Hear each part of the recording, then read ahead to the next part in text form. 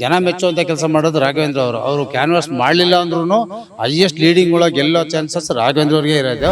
ಶಿವರಾಜ್ ಕುಮಾರ್ ಕುದುರೆ ಇದೆಯಲ್ಲ, ನೀಟಾಗಿ ವಿನ್ನಿಂಗ್ ಪೋಸ್ಟರ್ ಕೂತಿರುತ್ತೆ. ಮುಲಾಜಿ ಎಲ್ಲ ಓಡಕ್ತಾ ಇರೋದು ಅದು. ನಮಗೆ ಇಲ್ಲಿ ರಾಘವೇಂದ್ರ ಕೇಂದ್ರ ರಾಘವೇಂದ್ರ ಅವರು ತುಂಬಾ ಕೆಲಸ ಮಾಡಿದ್ದಾರೆ. ಅವರು ಜನಕ್ಕೆ ಮೆಚ್ಚುಗೆ ಆಗುವಂತ ಕೆಲಸ ಮಾಡಿದ್ದಾರೆ. ನಾನು ಪಕ್ಕಾ ಬಿಜೆಪಿನೇ. ಈಶ್ವರಪ್ಪನ ಹಿಂಗೆ ಕೆರೆದಿದೆಯಲ್ಲ, ಯಡಿಯೂರಪ್ಪನ ತಪ್ಪು ಅನುಭವಿಸ್ತಾ. ಸಿದ್ದರಾಮಯ್ಯ ಓಕೆ, ಕರ್ನಾಟಕ ಸ್ಟೇಟ್ಗೆ ಸಿದ್ದರಾಮಯ್ಯ ಸಿಎಂ ಆಗಿರೋದು ಓಕೆ, ಬಟ್ ಸೆಂಟ್ರಲ್ ಅಲ್ಲಿ ಮೋದಿ ಇರ್ಬೇಕಂತ ತಂದಿರಂತ ಸಾವಿರಾರು ಕೋಟಿ ಅನುದಾನದ ಮುಂದೆ 2,000 ರೂಪಾಯಿ ಏನು ಕೆಲಸ ಮಾಡೋದಿಲ್ಲ ಶಿವಮೊಗ್ಗದಲ್ಲಿ ಅಂತ ಅನ್ಕೊಂಡಿದ್ವಿ. ಸಿದ್ದರಾಮಯ್ಯ ಸರ್ಕಾರ ಗ್ಯಾರಂಟಿ ಯೋಜನೆ ತಂದಿರೋದು ಬಹಳ ಬಡವರಿಗೆ ಬಹಳ ಅನುಕೂಲ ಆಗಿದೆ. ಅದರಿಂದ ಈ ಸಲ ಕಾಂಗ್ರೆಸ್ ಬರೋದು ಪಕ್ಕ ಆಗಿದೆ. ಶಿವಮೊಗ್ಗ ಇಲ್ಲ, ನೀವು ಫೈಟೇ ಇಲ್ಲ, ನಾವು ಕೆಲದೇ ಕಾಂಗ್ರೆಸ್. ಗೀತಾ ಶಿವರಾಜ್ ಕುಮಾರ್ ಗೆಲ್ತಾರೆ. ಕಾಂಗ್ರೆಸ್ ಇಂದ ಅಷ್ಟು ಕೊಡ್ತೀವಿ ಇಷ್ಟು ಕೊಡ್ತೀವಿ ಅಂತ ಇದು ನಮಗೆ ಈಶ್ವರಪ್ಪ ನಮ್ಮ ಇದ್ದೂರಲ್ಲಿ ನೋಡ್ಕೋಬೇಕಲ್ಲ ನಾವು.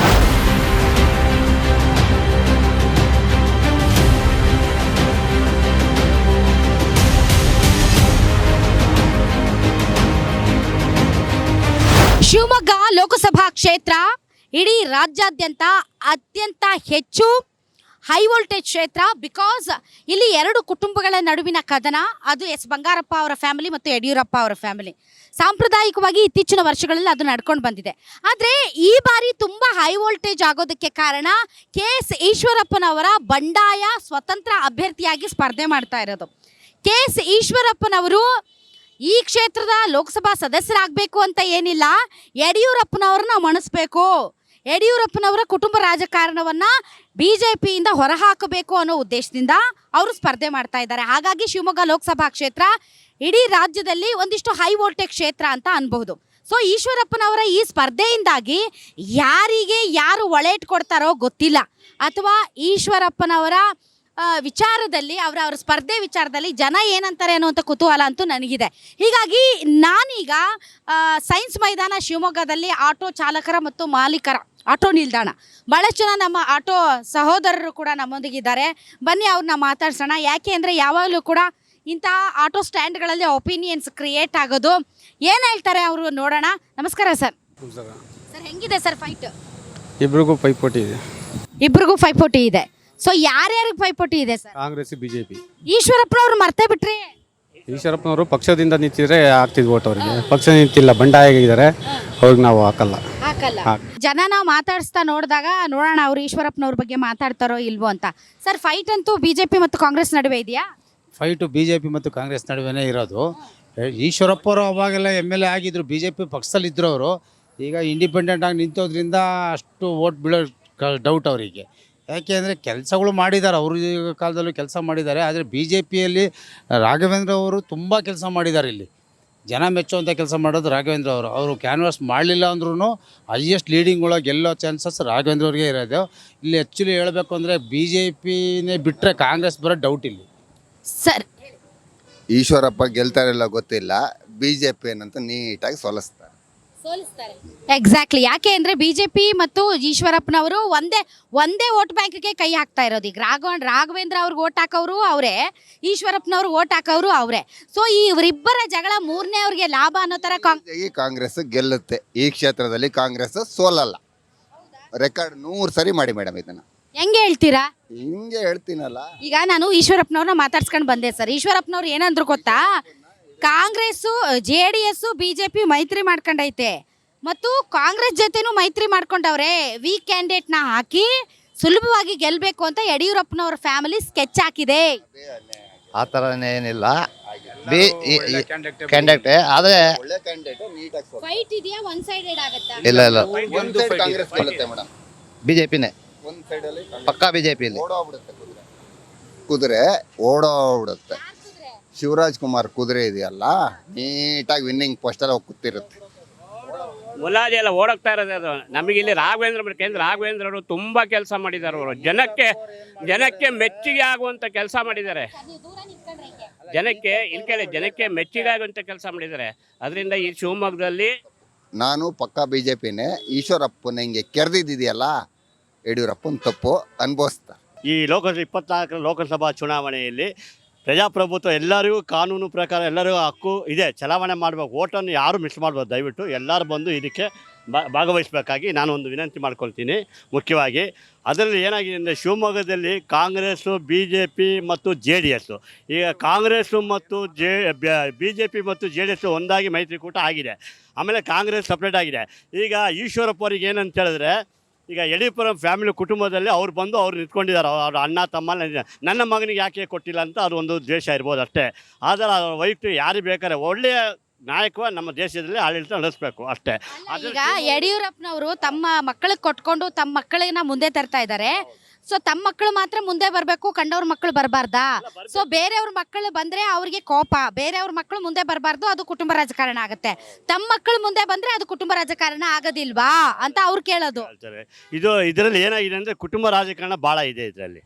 ಈ ಒಂದು ಲೋಕಸಭಾ ಚುನಾವಣೆ ಇದ್ರನ್ನ ಮೋದಿಯವ್ರು ಬೇಕು, ಮೋದಿಯವ್ರದ್ದು ಆಡಳಿತ ಬೇಕು ನಮಗೆ.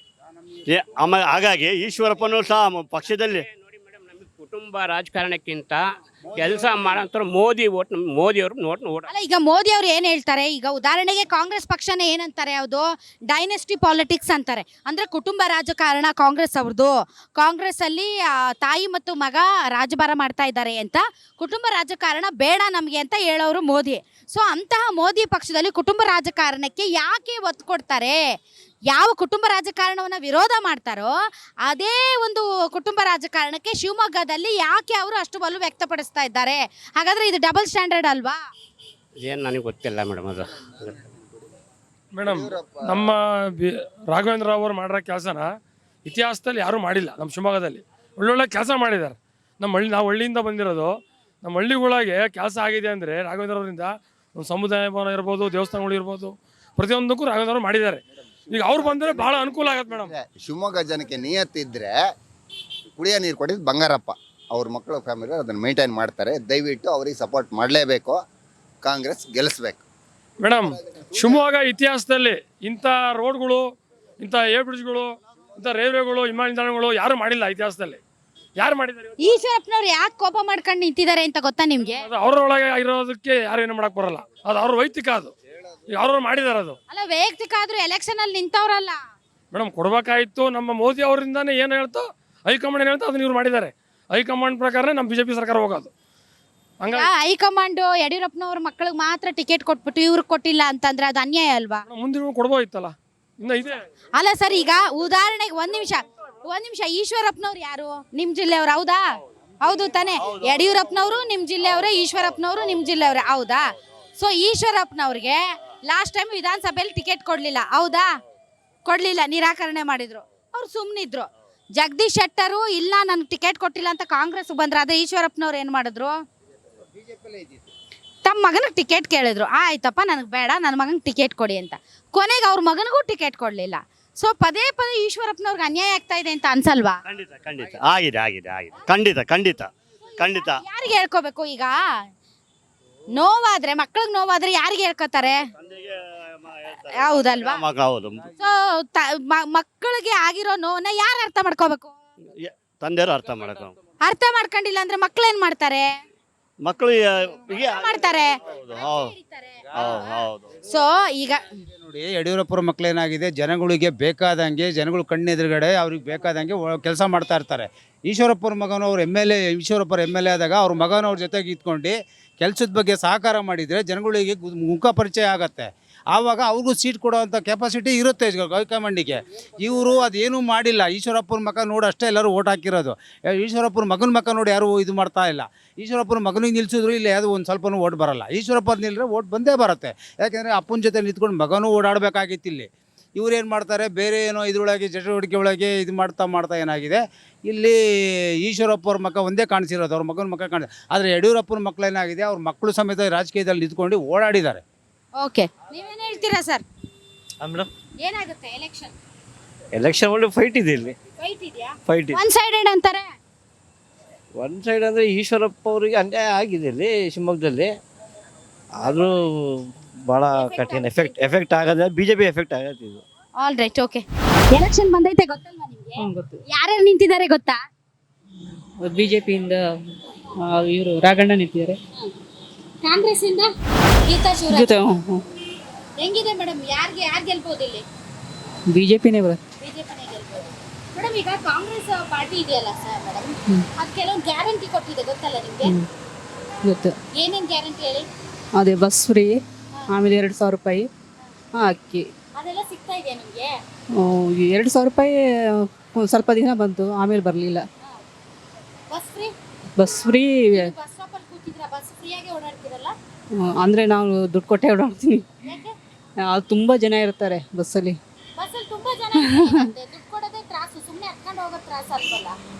ಹೌದು, ಆದರೆ ತುದಿಗಾಲಲ್ಲಿ ನಿಂತಿರಬೇಕು, ಹಂಗಾಗಿ ಕಷ್ಟ ಆಗುತ್ತೆ. ಮೇಡಮ್ ಮತ್ತೆ ಎಲೆಕ್ಷನ್ ಬಂದಿದೆ, ತಮ್ಗೆ ಗೊತ್ತಿರ್ಬೋದು. ಹೌದು. ಮೇಡಮ್ ಈಗ ಕಾಂಗ್ರೆಸ್ ಒಂದು ಗ್ಯಾರಂಟಿ ಮತ್ತೆ ಮೋದಿ ಗ್ಯಾರಂಟಿ, 2 ಗ್ಯಾರಂಟಿ ಇದೆ.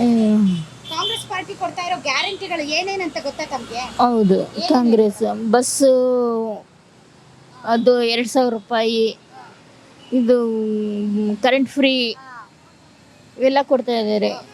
ಸೊ ಈಗ ಮೋದಿ ಗ್ಯಾರಂಟಿನೂ ಕೂಡ ಕೆಲವೊಂದಿದೆ, ಅವು ಗೊತ್ತಾ? ಅವು ಬಿಡ ಮೇಡಮ್, ನಮಗೆ ಅವು ಗೊತ್ತಿಲ್ಲ. ಅವು ನಮಗೇನಾದ್ರು ಕಾಂಗ್ರೆಸ್ಸಿಂದ ಗೊತ್ತಿರೋದು ಕಾಂಗ್ರೆಸ್ ನಮಗೆ ಇರೋದು. ಕಾಂಗ್ರೆಸ್ಗೆ ತಾವು ವೋಟ್ ಹಾಕೋದು. ಹೌದು. ಮೇಡಮ್ ಇದು ಇಲ್ಲಿ ಬಿಜೆಪಿಯಿಂದ ಯಡಿಯೂರಪ್ಪನವ್ರ ಮಗ ನಿಂತಿದ್ದಾರೆ, ರಾಘವೇಂದ್ರ. ಮತ್ತೆ ಕಾಂಗ್ರೆಸ್ ಇಂದ ಗೀತಾ ಶಿವರಾಜ್ಕುಮಾರ್. ಹೌದು. ಸೊ ಈ ಸರಿ ಯಾರು ಗೆಲ್ಬಹುದು ಅನ್ಸುತ್ತೆ ಮೇಡಮ್ ನಿಮಗೆ? ಕಾಂಗ್ರೆಸ್ ಬಂದ್ರೆ ಒಳ್ಳೇದು ಮೇಡಮ್. ಕಾಂಗ್ರೆಸ್ ಬಂದ್ರೆ ಏನಾಗುತ್ತೆ ಮೇಡಮ್? ಅಂದ್ರೆ ಕಾಂಗ್ರೆಸ್ ಯಾಕೆ ಬರ್ಬೇಕು ಅನ್ಸುತ್ತೆ ತಮಗೆ? ಈಗ ನೋಡಿ ಎಷ್ಟು ಅನುಕೂಲ ಆಗುತ್ತೆ, ಬಸ್ ಫ್ರೀ, ಕರೆಂಟ್ ಫ್ರೀ. ಒಂದು ಏನೇ ಒಂದು 2,000 ರೂಪಾಯಿ ಯಾರು ಕೊಡ್ತಾರೆ? ಒಂದು ಎಷ್ಟು ಅನುಕೂಲ ಆಗುತ್ತೆ 2,000 ರೂಪಾಯಿ ಬಂದಿದ್ದಕ್ಕೆ. ಒಂದು ಏನಾದರೂ ಆದರೆ ಗಂಡಸರಿಗೆ ಕಾಯಬೇಕು ಅನ್ನೋ ಅವಶ್ಯಕತೆ ಇಲ್ಲ, ಹೋಗ್ಬೋದು, ಬಿಡಿಸ್ಕೊಂಡು ನಮ್ಮ ಆಸ್ಪತ್ರೆಗಾಗಲಿ ತೋರಿಸ್ಬೋದು, ಇಲ್ಲ ಮಕ್ಕಳು ಮರೆಗೆ ಕೊಡ್ಬೋದು, ಏನೋ ಒಂದೇ ಆಗಲಿ ಒಳ್ಳೆಯದು. ಸ್ಟೂಡೆಂಟ್ಸಾ? ಹೌದು, ಸ್ಟೂಡೆಂಟ್ಸಾ? ಓಕೆ, ಏನು ಓದ್ತಾ ಇದ್ದೀರಿ? ಗ್ರಾಜುಯೇಷನ್ ಕಂಪ್ಲೀಟ್ ಆಯ್ತು. ಮತ್ತೆ ಎಲೆಕ್ಷನ್ ಬಂದಿದೆ ಗೊತ್ತಲ್ಲ, ಸೊ ಫೈಟ್ ಇದೆಯಾ ಇಲ್ಲಿ? ಫೈಟ್ ಇದೆ. ಫೈಟ್ ಇದೆಯಾ ಅಥವಾ ಒನ್ ಸೈಡೆಡ್ ಆಗುತ್ತಾ? ಗೊತ್ತಿಲ್ಲ ಮೇಡಮ್. ವೋಟ್ ಹಾಕ್ತೀರಾ ತಾನೇ? ಓಟ ರೆಡಿ ಇಲ್ಲ ಮೇಡಮ್. ಮಾಡಿಸ್ಕೊಳ್ಳೋದಲ್ಲಪ್ಪ, ಮುಂದಿನ ವರ್ಷ ಮಾಡಿಸ್ಕೊತೀಯಾ? ಓಕೆ, ಸೊ ಯಾರಿಗೆ ಎಡ್ಜ್ ಇದೆ ಅನ್ಸುತ್ತಪ್ಪ? ರಾಘವೇಂದ್ರ ಅವ್ರು ಗೆಲ್ತಾರೆ. ರಾಘವೇಂದ್ರ ಅವ್ರು ಗೆಲ್ತಾರೆ. ಯಾಕೆ ರಾಘವೇಂದ್ರ ಅವ್ರು ಗೆಲ್ತಾರೆ? ಒಳ್ಳೊಳ್ಳೆ ಅಭಿವೃದ್ಧಿ ಮಾಡಿದ್ದಾರೆ, ಶಿವಮೊಗ್ಗ ಡೆವಲಪ್ ಮಾಡಿದ್ದಾರೆ. ಓಕೆ, ಗೀತಾ ಶಿವರಾಜ್ಕುಮಾರ್ ಅವರು ಗೊತ್ತಲ್ಲ ತಮಗೆ? ಗೊತ್ತು. ಅವ್ರಿಗೆ ಇಲ್ಲಿ ಅಷ್ಟೊಂದು ಎಡ್ಜ್ ಇಲ್ವಾ? ಅಷ್ಟೇನಿಲ್ಲ, ರಾಘವೇಂದ್ರ ಅವರ ಮುಂದೆ ಯಾರ್ದು ಕಾಂಪಿಟೇಷನ್ ಇಲ್ಲ. ಏನಾಗ್ಬೋದು ಮೇಡಮ್ ಎಲೆಕ್ಷನ್? ಏನಾಗುತ್ತೆ ಅಂದರೆ ಏನು ಹೇಳೋದು, ಏನೋ ಮೋದಿ ಬರಬೇಕು ಅನ್ನೋ ಆಸೆ ನಮಗೆ. ಯಾಕೆ ಮೋದಿ ಬರ್ಬೇಕು ಮೇಡಮ್? ಮಾಡ್ತಿದಾರಲ್ಲ ಕೆಲಸ.